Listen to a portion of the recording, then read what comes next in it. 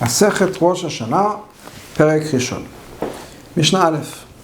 Abba Rashi Shanim Hem. Il y a 4 Rosh Hashanah, 4 débuts de l'année. Bechad ben Nissan, le premier de Nissan, Rosh Chodesh Nissan. Rosh Hashanah, c'est Rosh Hashanah. La Malachim la Ragalim, c'est Rosh Hashanah pour les rois. Et Rosh Hashanah pour les Yamim Tovim. C'est-à-dire que les Yamim Tovim commencent Pessah. Pessah, c'est le premier des Yamim Tovim. Et c'est quelqu'un, après des engagements, un vœu, etc., par rapport au Yamim Tovim, s'est engagé. C'est cette année, c'est le premier Yom Tov. L'année des Yamim Tovim commence par Pessah, donc par le Rosh Hashanah de Nissan. Et la même chose pour les rois, c'est-à-dire que le règne d'un roi, si un roi est devenu le roi, je ne sais pas, en Shvat, en Hadar, eh bien arrive le Nissan d'après, c'est déjà sa deuxième année du règne du roi Intel. Bechad Belul Rosh Hashanah le Maaser Behema. Le premier du mois de Elul, c'est Rosh Hashanah pour le Maaser des animaux. C'est-à-dire que chaque année, on est censé donner un dixième des animaux qui sont nés cette année-là. Le jour qui va déterminer l'année, qu'on passe d'une année à l'autre, c'est Rosh Chodesh Elul. Rabbi Eliezer, Rabbi Shimon nous disent Becha ve Tishri. Non, il n'y a pas de différence. Le Maaser Behema, c'est aussi le premier Tishri, Rosh Hashanah. C'est là ce qui va déterminer si les animaux qui sont nés avant sont l'année d'après, les animaux qui sont nés après sont l'année suivante. Becha ve Tishri, le premier Tishri, Rosh Hashanah la Shanim ou la Shmatim ou la Yovlot, la Netia ou la Yerakot. Le premier Tishri, c'est Rosh Hashanah pour les années, donc, comme on compte dans notre calendrier. La Shmitim pour les années de Shemitah, le point de départ, une année de Shemitah, un cycle de Shemitah, c'est Rosh Hashanah. Le Yovel, bien sûr, suit. Rosh Hashanah, c'est le début du Yovel.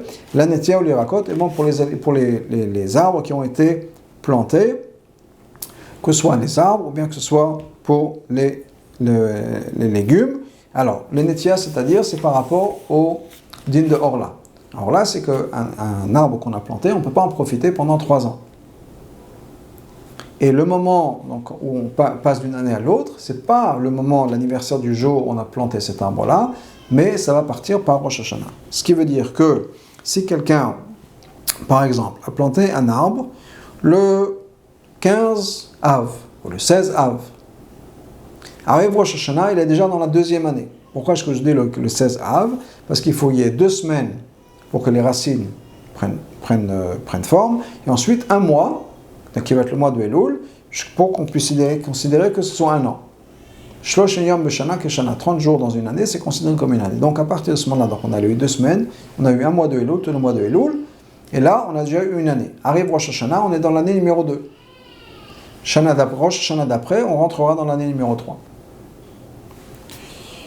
Et la même chose pour les légumes. Pour les légumes, c'est par rapport au maaser. Donc les légumes d'une année, il faut qu'on prenne le maaser avec tous les légumes de cette année-là. On ne peut pas prendre le maaser d'une année à l'autre. C'est-à-dire qu'il nous reste encore des tomates ou des concombres dans l'année d'avant Rosh Hashanah.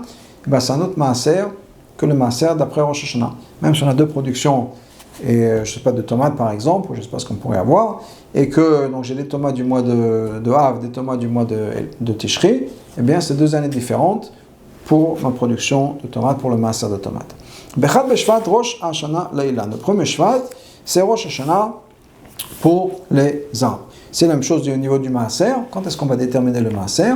Eh bien, d'après Bet Shammai, Bet Shammai, c'est Rosh Chodesh Shvat. À partir de Rosh Chodesh Shvat, les plantes, les fruits qui ont commencé déjà à pousser à partir de ce moment-là, c'est la nouvelle année. Tout ce qui était avant, c'est l'année d'avant. Bet Hillel disent non, c'est le 15. Le 15, c'est le point du milieu entre la Tkoufa de l'hiver, qui est donc la Tkoufa de Tishri, et la Tkoufa de Nissan, et donc on est au milieu entre les deux. Donc la Tkoufa d'hiver, pardon, la Tkoufa de Tevet, la Tkoufa de Nissan, et on est au milieu, et donc c'est le point du milieu qui va nous dire que déjà on est passé déjà par la majeure partie de l'année, la majeure partie des pluies, et donc on a maintenant, on a passé l'apex, si on redescend, si on peut dire, donc on est l'autre point, le point de départ, le point de pivot, c'est le 15. Mishnah Bet. Barba prakim olam nidam. À 4 moments, le monde est jugé. Le Pesach à la Touva. Pesach, on est jugé pour la récolte de blé. Batseret à Perotailan. Shavuot, on est jugé pour les fruits de l'arbre. Rosh Hashanah, Kol ba'olam ovrin lefanav kevdei maron. Tous les gens du monde passent devant lui comme le troupeau qui va passer pour être jugé. Shnema, Hayotzer, Celui qui a créé tous ensemble leur cœur et qui comprend toutes leurs actions, c'est-à-dire que Hachem réfléchit, regarde toutes les actions de chacun de tous les êtres humains à travers le monde, et ça se passe le jour de Rosh Hashanah. Chag et Sukkot, on est jugé sur l'eau. C'est aussi une des raisons pour lesquelles, après Beth Hillel, tout Bishvat, ou le Rosh Hashanah Lailan, c'est le 15 du Shvat, parce que c'est après Sukkot, ça vient à la même date que Sukkot. Et donc ça, c'est le moment du jugement pour l'eau. Mishnah Gimel, pour 6 mois, on envoie des messagers pour informer le peuple juif quand est-ce que a été Rosh Chodesh. Alors, de quoi il s'agit? On sait que dans la Torah, Rosh Chodesh n'est jamais prédéterminé. Ça va dépendre de quand est-ce que des témoins ont vu la lune, vont arriver devant le Sanhedrin, le Bedin, et le Bedin va être Mekadesh, la Chodesh va sanctifier le mois en disant, voilà, aujourd'hui, c'est Rosh Chodesh. Alors, il peut y avoir des fois où les témoins n'arrivent pas. On n'a pas vu la lune, ou ceux qui ont vu la lune n'ont pas pu venir pour une raison ou une autre. Il y avait de la pluie ou de la neige, ou quel que soit le problème. Donc on savait toujours que c'était un jour ou l'autre. S'il n'y avait pas de témoins qui venaient, c'est pas qu'on attendait le mois d'après, on disait maintenant on est passé à l'autre mois. Bien sûr, on savait que s'ils n'arrivent pas au jour A, c'est qu'au jour B, ça va être au Rosh Chodesh. Donc, on ne parle pas de beaucoup de différences, mais on est censé attendre les témoins, et le jour où les témoins arrivent, c'est le jour qu'on va déclarer comme Rosh Chodesh. Alors, étant donné qu'il peut y avoir, ça va être un jour ou l'autre, il faut informer tout le peuple juif quand est-ce que le Bedin a décidé que c'est Rosh Chodesh. Est-ce que c'est jour A ou jour B? Et donc, au départ, ce qu'il faisait, il y avait un système très pratique et très efficace, qui est que dès que le Bedin à Yerushalayim avait sanctifié Rosh Chodesh, on dit voilà, aujourd'hui c'est Rosh Chodesh, eh bien, on faisait des feux dans les montagnes autour de Jérusalem, les collines autour de Jérusalem. Les gens qui habitaient un peu loin voyaient les feux, eux-mêmes allumaient les feux. Il y avait ce relais de feu qui était fait, et très rapidement, à travers tout le monde juif, là où il y avait des juifs, en quelques heures, le monde entier était informé. Malheureusement, il y a des goïms qui ont voulu s'amuser, en disant on va causer des problèmes aux juifs, et ils ont commencé à faire des feux le jour qui n'était pas le bon jour. Mais au départ, les gens ne savaient pas. Donc ils ont vu, jour A, il y avait un feu, alors que le Bedin n'avait pas déclaré que ce sera Rosh Chodesh. Rosh Chodesh, ça aurait été jour B. Mais jour A, ces goïms ont allumé les feux, les gens loin ont vu que le feu, ils ont dit ok, c'est Rosh Chodesh, et alors bien sûr, ça fait boule de neige, et ça crée une catastrophe, parce que tout le monde pensait que c'était Rosh Chodesh, c'était tel Géo, alors qu'en fait, ça ne l'était pas. Donc le Bedin a dû changer de système. Et le seul système qu'ils ont pu trouver, c'est d'envoyer des gens physiquement se déplacer pour annoncer aux communautés quand est-ce que c'était Rosh Chodesh. Alors bien sûr, c'est compliqué, ça prend du temps, c'est pas facile, et on a envoyé des shluchim, pas pour tous les mois, mais 6 fois par an. Alors, la Mishnah dit la chose suivante. Al-Nissan pnei Pesach. Ils ont envoyé pour Rosh Chodesh Nissan pour que les gens sachent quand était Pesach. Al-Avi pnei Ta'anit. Au mois de Av, Rosh Chodesh A, pour le jeûne de Tisha B'Av. Al-Elul pnei Rosh Hashanah. On disait aux gens quand est-ce que c'était Rosh Chodesh Elul, pour que les gens sachent quand est-ce que va être Rosh Hashanah. On ne pouvait pas envoyer des gens Rosh Hashanah, parce que Rosh Hashanah même, c'était déjà c'est Rosh Chodesh, mais c'est déjà Rosh Hashanah, donc c'est trop tard. Donc Rosh Chodesh Elul, on disait aux gens, voilà, quand c'était Rosh Chodesh Elul, maintenant ils savaient déjà à l'avance quand est-ce que va être le 30e jour et quand fait Rosh Hashanah. D'ailleurs, c'est pour ça que tout le monde entier fait 2 jours de Rosh Hashanah, parce qu'il y a ce safek, qu'il y avait ce doute. Parce que dès que c'est Rosh Chodesh, c'est Yom Tov. Donc personne à l'extérieur du Beit HaMikdash ne savait quand était Rosh Chodesh. Donc tout le monde, même en Israël, faisait 2 jours par le doute. Donc en tout cas, c'était donc Elul, on envoyait des gens. Ensuite Tishri, effectivement, on envoyait des messagers. Mais pas pour Rosh Hashanah, c'était déjà trop tard. Mais pour les Moadot, c'est-à-dire que Yom Kippour pour ceux qui savaient, et bien sûr Sukkot. Et donc les autres Yom Tovim, Sukkot, Shmini Atzeret. Al Kislev et Chanukah, on envoyait des gens à Kislev pour que les gens sachent quand c'était Chanukah. Al Adar et Purim, et pour le mois de Hadar, on envoyait des envoyés aussi pour Purim, qui sachent quand était Purim. Shaya Bet HaMikdash Kayam, quand c'était le Bet HaMikdash, à l'époque du Bet HaMikdash, Sin Af Aliyah, on envoyait des gens aussi pour le mois de Iyar, Rosh Chodesh Iyar, Bepnei Pesach Katan, à cause du petit Pesach, c'est-à-dire Pesach Sheni. Pour que les gens sachent, les gens qui n'ont pas pu offrir un korban pour Pesach, puissent venir au Beit HaMikdash Pesach Katan, et ils sachent quand c'est. Donc on envoyait des messagers à l'époque du Beit HaMikdash, on envoyait des messagers une fois plus. Mishnah Dalet. Al Shnei Chodashim Chalin Ta Shabbat. Pour 2 mois, on était Mechalel Shabbat. Qu'est-ce que ça veut dire? C'est-à-dire que quand il y avait les témoins, et qu'ils ont vu la lune, il fallait se déplacer, arriver au Beth Amikdash. Des fois, s'ils habitaient un peu loin, ça aurait pu inclure Chilul Shabbat, désécrer le Shabbat. Mais on ne faisait pas ça pour tous les mois, mais 2 fois par an, on permettait aux témoins d'être Mechal Shabbat, de désécrer le Shabbat, pour pouvoir informer le Bedin qu'ils ont vu la lune. C'est quoi ces 2 mois? An Nissan va Tishri. C'est le mois de Nissan, c'est le mois de Tishri. Parce que ce sont des mois tellement importants que le Bedin envoyait des gens vers Souria, vers la Syrie. Qu'est-ce que ça veut dire? Le Bedin envoyait toujours des gens. Mais même si c'était Shabbat, le Bedin envoyait les messagers pour le mois de Tishri et pour le mois de Nissan. Et parce qu'en fonction de ça, c'est à ce moment-là qu'on établit les autres fêtes. Donc c'était très important, Pessah et Tishri, parce qu'il y a Pessah. Il y a ensuite Shavuot qui va dépendre du 50e jour du Homer, 49e jour du Homer, donc le 50e jour d'après. Donc c'est Pessah et Shavuot. Et ensuite pour Tishri, bien sûr, on a Yom Kippour, Sukkot, Shmini Atzeret, donc c'est très important. Donc pour ces 2 mois-là, les témoins pouvaient se déplacer de Mechalel Shabbat s'il fallait. À l'époque du Beth Amikdash, on pouvait être Mechalel Shabbat pour tous les mois. À cause du Korban. Il fallait amener un Korban Moussaf. Et donc pour le Korbanot, chaque mois c'était important, il y avait une mitzvah de la Torah de le faire, et donc pour tous les mois, on était Mechalel Shabbat s'il fallait. Mishnah. Ben Shinera Balil, Ben Shinera Balil. Que la lune soit claire ou la lune ne soit pas claire. Mechalelin Alav et Shabbat, on peut transgresser le Shabbat. C'est-à-dire que les gens peuvent se dire, ah, si la lune était claire, eh bien, certainement à Jérusalem, ils ont vu la lune, j'ai pas besoin de me déplacer. Pourquoi est-ce que je dois me déplacer? Pourquoi est-ce que je dois prendre la voiture ou partir à Dodan?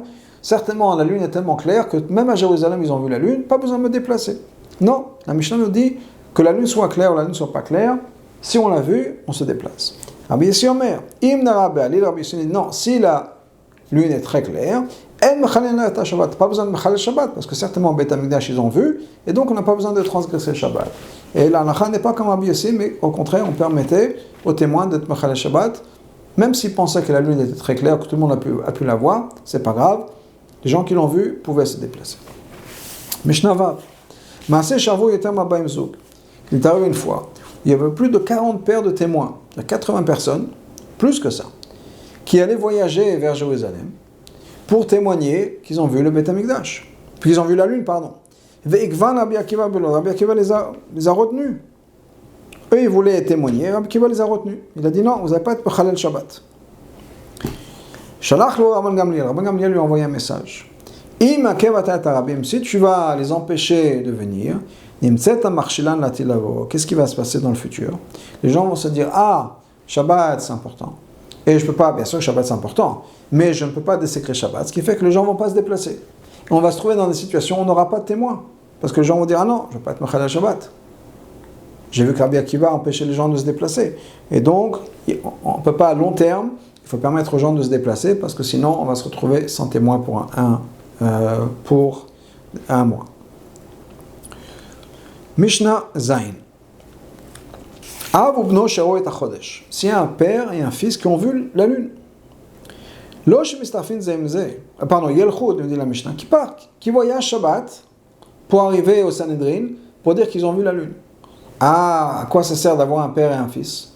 Ils ne pourront pas être témoignés ensemble, parce qu'on ne peut pas avoir 2 membres de famille proches qui vont témoigner ensemble. Donc ça ne sert à rien. De toute façon, les 2, on ne pourra pas. Ça ne sert à rien d'envoyer les 2. Il ne peut y en avoir qu'un. La Mishnah ne dit, c'est pas parce que les 2 effectivement vont pouvoir témoigner ensemble. Absolument pas. La Shem il passait le Khadmem, mais au cas où un des 2 ne sera pas bon pour une raison ou une autre, on puisse se servir d'un des 2 et qu'on le combine avec une autre personne. Donc il va y avoir une personne qui va arriver à Jérusalem, au Beth Amikdash, au Sanhedrin, dire j'ai vu la lune. Il y aura le père et le fils, et on pourra joindre un des 2 avec ce premier témoin, et on est bon. Mais au cas où il y aura un problème, c'est bien d'avoir les 2. Rabbi Shimon dit non. Rabbi Shimon dit non, même pas ça. Le père et le fils et tous les gens de la même famille peuvent témoigner, sont cachés pour témoigner pour le Chodesh, pour le mois.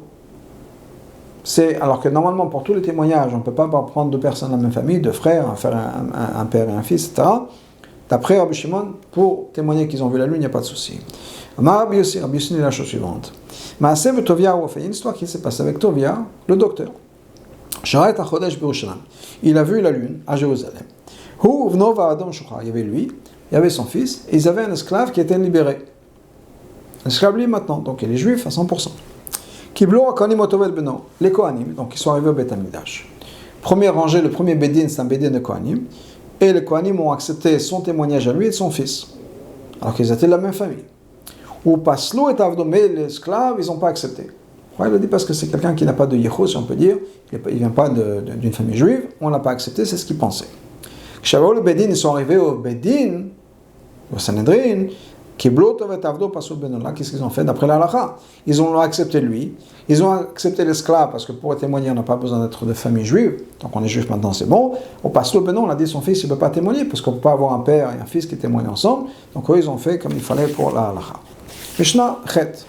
Hello en absolu, voilà les gens qui ne sont pas cachés pour témoigner. À Messachem, il y a quelqu'un qui joue au dé. Malvé Bérivé, quelqu'un qui prête de l'argent à intérêt. Africhayonim, quelqu'un qui fait des courses de pigeons. Sochaï Shvit, les gens qui font des affaires du business avec les fruits et la récolte de la Shemitah. Avadim et des esclaves, pas livrés. Zakla, voilà le principe. Kol edut she'en isha yakshirala. Tant s'il y a un témoignage pour lequel une femme ne peut pas témoigner, af hen enak she'emla.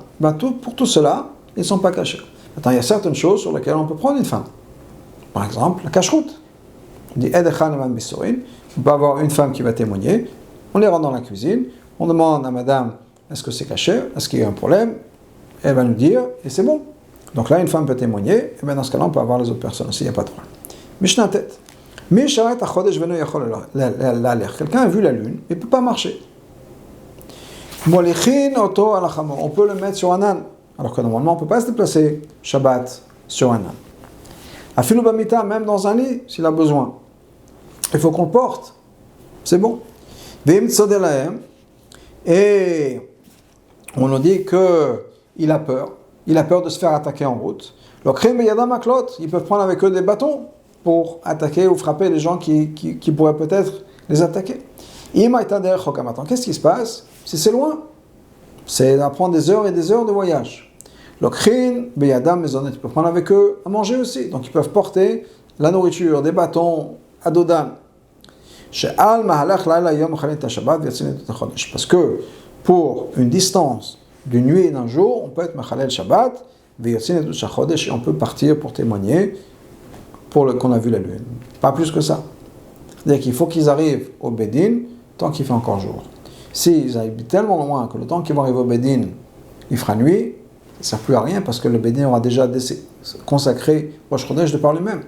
Donc on n'a pas besoin de leur témoignage. Le témoignage, c'est juste quand ils vont arriver avant, pendant la journée, pour dire aujourd'hui c'était Rosh Chodesh. S'ils arrivent trop tard, le Bédin fera déjà de toute façon le jour d'après Rosh Chodesh, donc on n'a pas besoin d'eux, ils ne sont pas Mechalel Shabbat. D'où est-ce qu'on sait qu'on peut être Mechalel Shabbat pour ce din de Edut HaChodesh? Et les moadim Hashem, voilà les moadim des Yamim Tovim de Hashem, Hashatikru otam ben moadam, que vous appelez ben moadam en leur temps. Et en leur temps, on apprend que ça veut dire même Shabbat, même si c'est Shabbat,